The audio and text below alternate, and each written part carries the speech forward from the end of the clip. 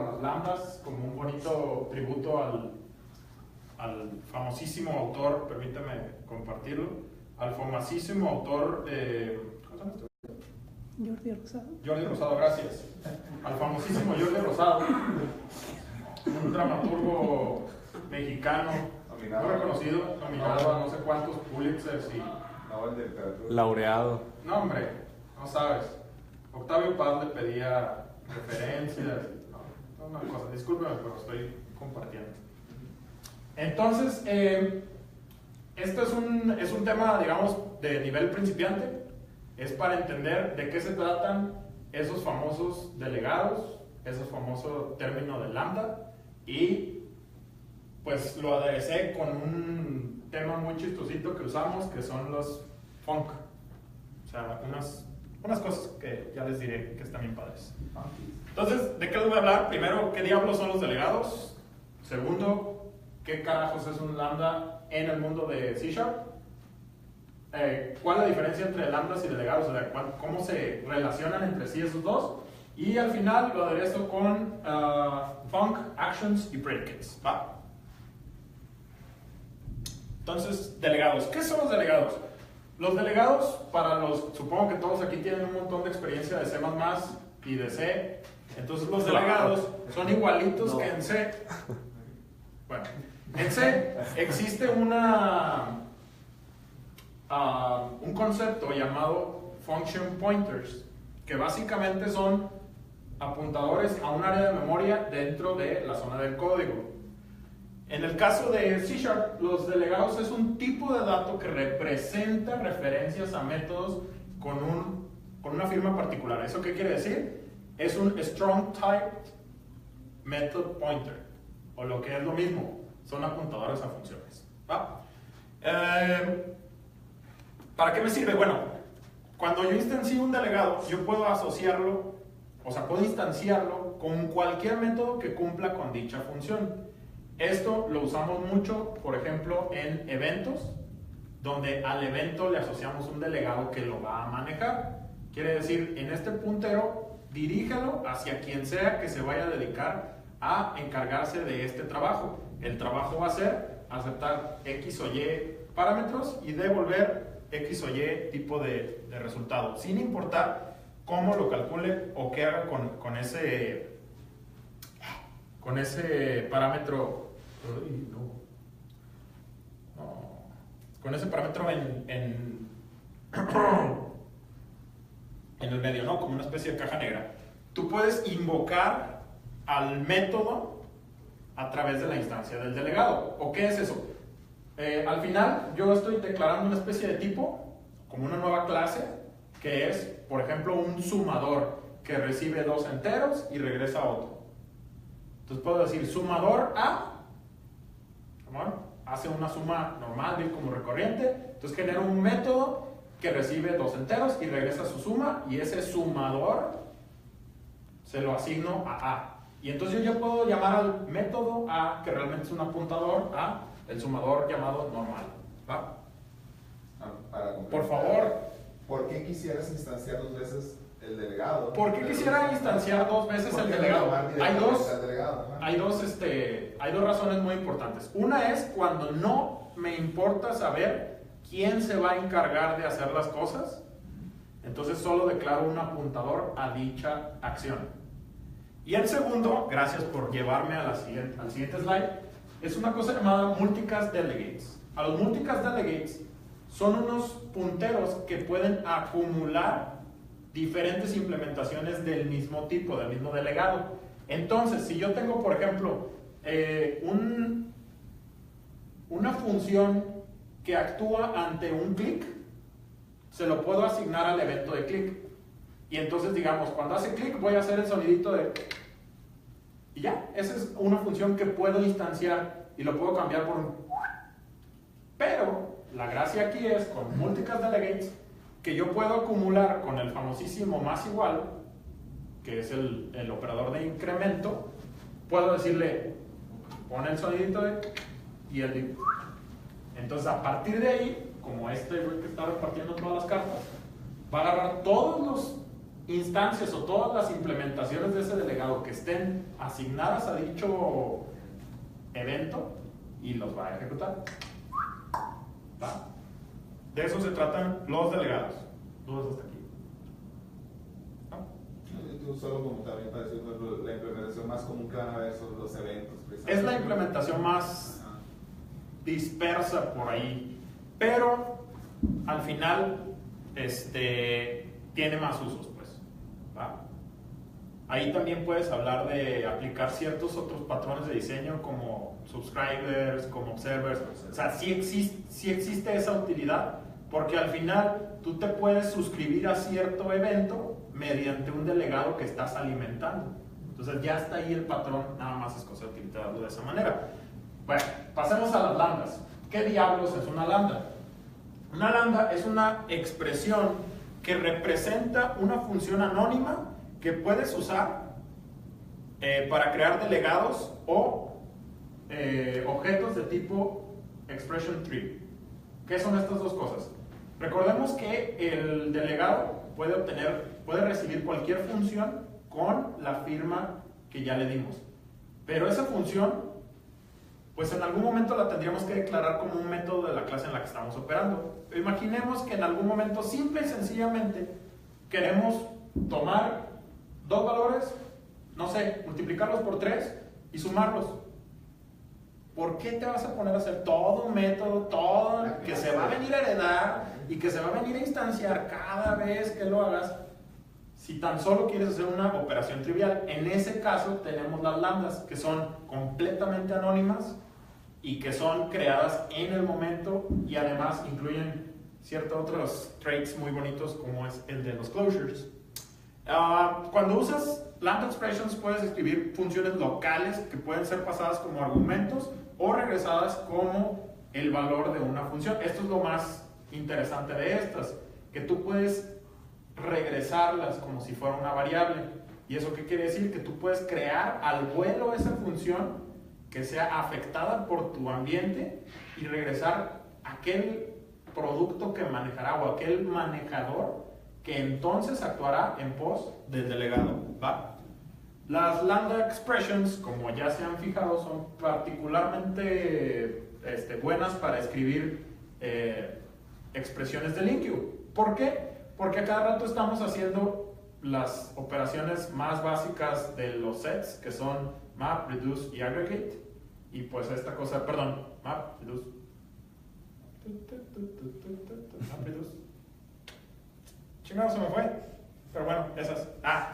No, map, que es el select, reduce, que son las agregaciones, y se me está olvidando el otro, que es el web, filter, map, reduce, filter. Gracias.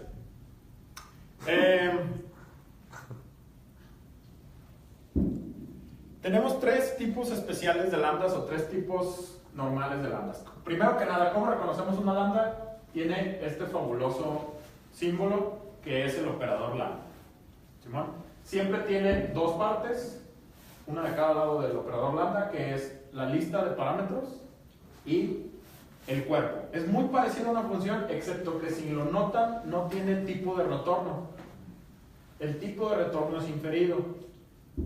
Y los tipos de las expresiones, de los parámetros también son inferiores. Las 3 lambdas son expresión, statement y async. ¿Cuál es la diferencia entre las 3? Bueno, expresión es uno que va a funcionar como tal, como expresión, que quiere decir que esta parte de la derecha se puede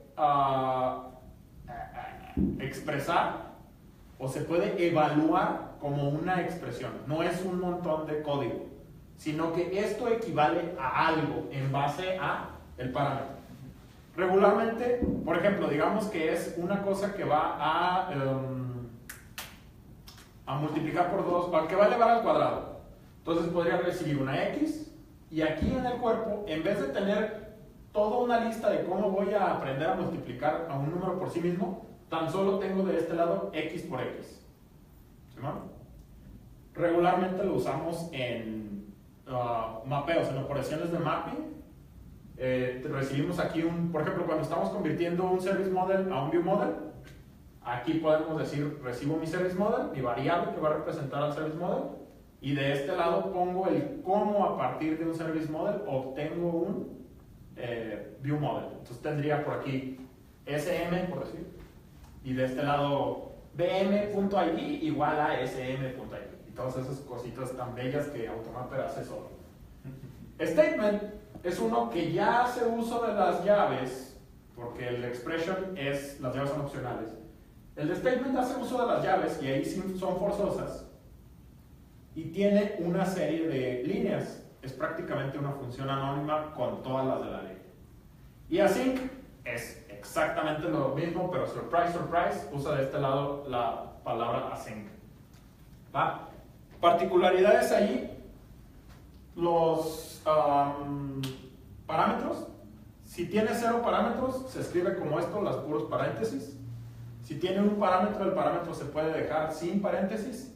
Si tiene más de un parámetro, se ponen a fuerza entre paréntesis. Los tipos de datos... Y separados por coma. Y separados por coma, muchas gracias. Los tipos de datos son inferidos, excepto cuando es ambiguo y hay que ponerle el tipo de dato explícito. Y de este lado, las llaves son opcionales, sí y solo sí. Se trata de un expression lambda. Preguntas so far. ¿No? Bueno, ¿cuál es la diferencia o cuál es la relación entre lambdas y delegados? El delegado es un tipo de dato y las lambdas son instancias anónimas de funciones que pueden ser un delegado o que pueden ser asignadas a un delegado. ¿Va? Y ya para cerrar el tema y cerrar justo a los 15 minutos, perdón. Son asignadas a un delegado, existen así como huerfanitas en el limbo, así. Si no son asignadas, bueno, gracias, y ahí vamos a entrar a un tema un poquito más complejo. Okay. Si no son asignadas a un delegado, pueden ser usadas al vuelo como un delegado anónimo. O sea, ya es anónimo del anónimo del anónimo. ¿Qué es lo que normalmente se usa en mapeos o sea, sí, mapeos de objetos, ¿sí?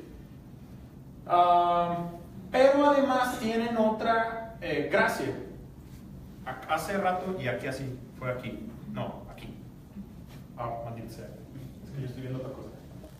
Tree type, expression tree types. Eso es otro boleto mucho más grande que lo usa LINQ, especialmente link to SQL y link to whatever, que básicamente lo que hace es que tú creas esa lambda y se la asignas a un expression tree y lo que va a generar es como cuando estás en la parte sintáctica de un compilador, lo descompone en operandos y operadores para discernir cuál es la intención de tu expresión y expresarla como datos. Crea un árbol literalmente de tu expresión que describe las operaciones que estás realizando en tu expresión. ¿Para qué carajos te sirve? Específicamente en el caso de link to SQL, tú creas tu lambda donde haces selects y haces un montón de cosas y toma ese código, lo compila, lo convierte en un expression tree y después sabe cómo un operador de filtrado con un operando de este tipo quiere decir, agrégale un where, una operación de mapping y bla bla bla quiere decir un select, y todas esa estructura de árbol es más fácil de convertir hacia el lenguaje de SQL y es más fácil de convertir a un XPath cuando haces link to XML y es más fácil de tomar, compilar y convertir a una simplificación para aplicar en un select, many, select, bla bla bla. ¿Va? Entonces, al final tiene esos dos usos. Cuando lo usas como un delegado, pues es una función anónima. Y cuando no, sirve para crear árboles de expresión que son como una especie de lenguaje intermedio, o si lo quieres ver así, código como datos. ¿Va? Cerrando este rollo, existe un tipo muy especial de delegado, o tres más bien tipos especiales de delegados, que son genéricos, porque nos encantan los genéricos en .NET. Y son estos tres. Los hemos visto regados por ahí, pero a veces no sabemos ni qué son, ni para qué sirven, ni por qué se llaman así. Son action, func y predicate. Simple, llana y sencillamente, estamos hablando de tres escenarios de los que podríamos hablar. Action es un delegado que no regresa nada. ¿Tiene sobrecargas? Sí, tiene hasta Action T1 al 16. Hay razones de memoria por qué solo hasta 16 por el stack. Y bueno, ahí lo que estamos diciendo es que cuando tú generas un action y le das un tipo, es como si declararas un nuevo tipo que sea un delegado que recibe ese tipo. Void, bla, bla, bla. Entonces, para no estar generando tus nuevos tipos, ya tenemos todos estos almacenados. Cuando solo quieres ejecutar una acción, por eso es void, tienes action. Cuando quieres regresar algo, usas func, que recibe nts más un t-result. Es aplicar genéricos a los delegados. ¿No? No solo eso, es aplicar genéricos a los delegados y a través de las sobrecargas y la composición de los func, o sea, un func que regrese un func. ¿Qué estamos haciendo ahí? Programación funcional, que es cuando hacemos el famoso currying, que tu función regresa una función preparada para ser llamada según lo que recibiste en la primera función. Entonces, esto es lo que habilita al final en C# el poder realizar este pseudo funcional. Nuestro pseudo funcional se permite gracias a que el func puede recibir nts y regresar un func. Y entonces, func uptime, func queue, ¿no? Predicate es un caso especial de func que equivale a funct con tipo de retorno bool. Es un residuo, un remanente muy triste que quedó antes de que decidieran que todo podía ser func. Y nada más lo encontramos en los wheres y los... Es una operación de filtrado. Es un func si le pusieras bool. Es un func booleano y sirve igual y lo podrías usar ahí, son compatibles, excepto que en algunos muy limitados casos el framework ya se lo quedó malamente y se usa func. Se usa predicate en vez de func bool. ¿Por qué? No me vayan a preguntar eso. ¿Va? ¿Por qué? No te olvides. Mucho código ya ¿Preguntas incompatible al respecto? Que mucho código. ¿A partir de qué framework, de qué versión de framework salió? Los delegados los tenemos desde el, Sí, desde el primerito. lambda. Las lambdas las empezamos a encontrar en C#5, si no me equivoco. No, antes. No, según yo sí es en 5. Lambdas es en 5, antes eran puros delegados. Ok.